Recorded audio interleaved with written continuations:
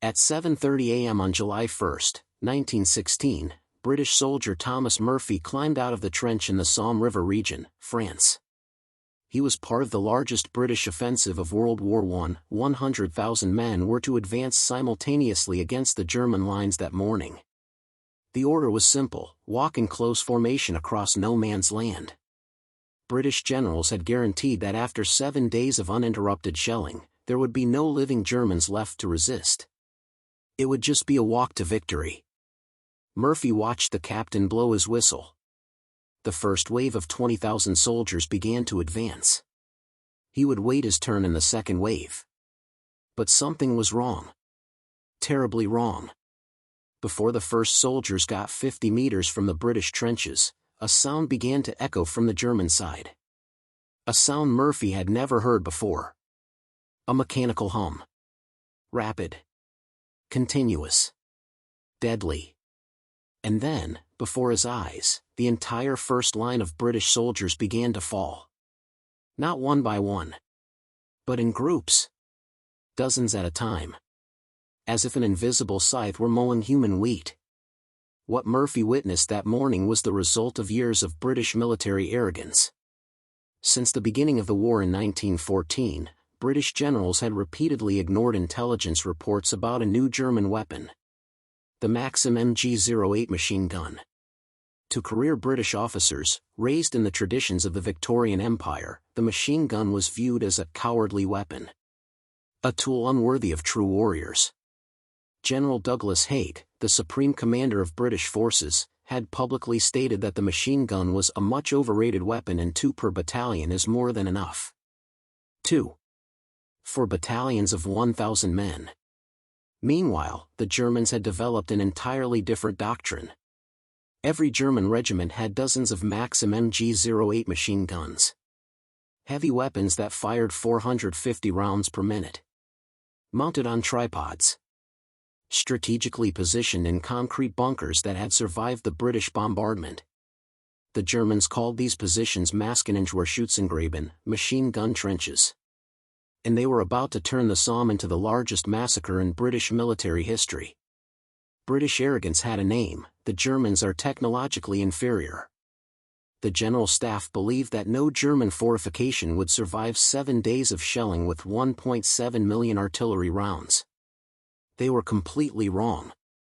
What the British did not know was that the Germans had prepared for exactly this kind of attack.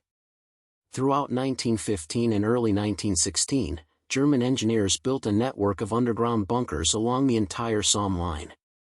They were not simple trenches. They were reinforced concrete fortresses buried 10, 15, sometimes 20 meters deep. With stairs, ventilation, supplies, and, crucially, special firing niches for machine guns. When the British bombardment began on June 24, 1916, German soldiers simply descended into the deep shelters and waited. For 7 days. While above them, millions of shells destroyed the surface trenches, the barbed wire fields, and the landscape. But not the bunkers. On June 30, the eve of the attack, German Lieutenant Friedrich Weidmann wrote in his diary, "The bombardment stopped at 6:30 this morning. A sign that the attack will come at dawn. The MG 08s are clean, oiled, and loaded. We have 10,000 rounds per gun. If they come walking as in the drills we've observed, it will be a slaughter." Weidmann was not exaggerating. Each German machine gun had a 4-man crew, a shooter, a loader, and 2 assistants to change overheated barrels.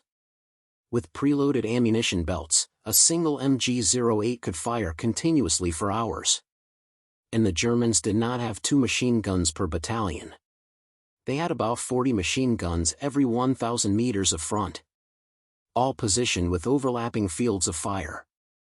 All aimed at no man's land. At 7:28 a.m. on July 1, the British bombardment abruptly stopped. The German soldiers in the bunkers heard the silence and knew it was time. Quickly, they climbed the stairs. They emerged into the shattered trenches. They positioned the machine guns. They loaded the ammunition belts. And they waited. At 7:30, whistles sounded along the entire British line. 20,000 men in the first wave began to climb the trenches in advance.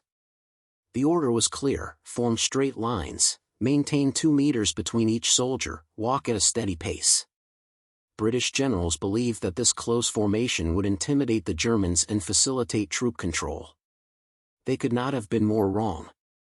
The first British soldiers had barely advanced 30 meters when the German machine guns opened fire. Simultaneously. Hundreds of them. Along miles of front. The sound was deafening. A continuous mechanical hum that merged into a single note of death. Each machine gun fired 450 bullets per minute. That meant 7.5 rounds per second. Per gun. The British soldiers began to fall in groups. The close formation that was supposed to intimidate the enemy became a death sentence. Every burst of machine gun fire hit multiple men. There was nowhere to hide. There was no way to run. No man's land was 400 meters wide and completely exposed. Many soldiers were hit before they even realized what was happening. Others tried to run back to the British trenches, but the machine guns caught them. Some threw themselves to the ground and tried to crawl, but the fire was so intense that even the soil offered little protection. Private Thomas Murphy, still waiting in the trench to advance in the second wave, later described, "It was like watching men being mown down by a storm of metal. They just disappeared. Falling apart." The sound of the machine guns was continuous, without a break. And the screams. God, the screams were worse than the sound of the guns. But the worst was yet to come. Because the British officers, observing the slaughter of the first wave through binoculars from the rear trenches, made a decision that would turn a day of tragedy into absolute catastrophe. They ordered the second wave to advance. Thomas Murphy and another 20,000 men were ordered to climb the trenches and advance over the same no-man's land now covered by thousands of corpses from the first wave. Murphy wrote in his memoirs, "I knew it was suicide. We all knew. But the order was to advance or be shot for cowardice. So we advanced." The result was identical. The German machine guns, which had not stopped firing since the start of the attack, simply adjusted their aim for the new waves of soldiers. The barrels of the MG-08s were so overheated they glowed red-hot. The German crews swapped barrels every 2 to 3 minutes, allowing the fire to continue uninterrupted. In some sectors, British commanders ordered a third and fourth wave. The result was always the same. Systematic, mechanical slaughter. By about 8:30 a.m., just 1 hour after the attack began, more than 20,000 British soldiers were dead or severely wounded in no man's land. Many of the wounded could not be rescued because the German machine guns continued to fire at any movement. The Germans, for their part, were shocked by what they were witnessing. Lieutenant Weidmann wrote, "They keep coming. Wave after wave. As if they don't see the dead. As if they don't hear the machine guns. It's surreal. It's horrible. But we cannot stop shooting or they will overrun us." In some sectors of the line, the German machine guns fired so much that the ammunition belts began to run out. But the British had already retreated. The attack had completely failed. When the sun set on July 1, 1916, the British Army tallied the losses of the first day of the Battle of the Somme. 19,240 soldiers killed. 35,493 wounded. 2,152 missing, presumed dead and unrecognizable. 585 prisoners. A total of 57,470 casualties. In a single day. The greatest single-day loss in British military history. To put this in perspective, it was as if the entire population of a medium-sized town had been wiped out in 12 hours. Some British units had casualty rates of 90%. Entire battalions simply ceased to exist. And all this against estimated German losses of 8,000 men. A ratio of 7 to 1. The main cause? The machine guns. The same weapons that British generals had called useless junk and a cowardly weapon. The same weapons they considered overrated. Thomas Murphy survived the first day of the Somme because his unit was one of the few that was ordered not to advance after witnessing the slaughter of the first waves. He wrote in his memoirs, "I saw the British Empire die on that field. I saw the arrogance of our generals turned into rivers of British blood. And I saw that war had changed forever. It was no longer about courage or honor. It was about machines. And we didn't have the right machines." The Battle of the Somme would continue for another 4.5 months, until November 1916. In the end, British and French forces would advance only 10 kilometers in some sectors. The total cost, over 1 million casualties on both sides. But the first day remained a supreme symbol of military incompetence and the arrogance of a generation of officers who refused to accept that war had changed. After the Somme, the British Army finally began to adopt machine guns on a large scale. By 1918, every British battalion had at least 16 machine guns, and specialized machine gun units had been created.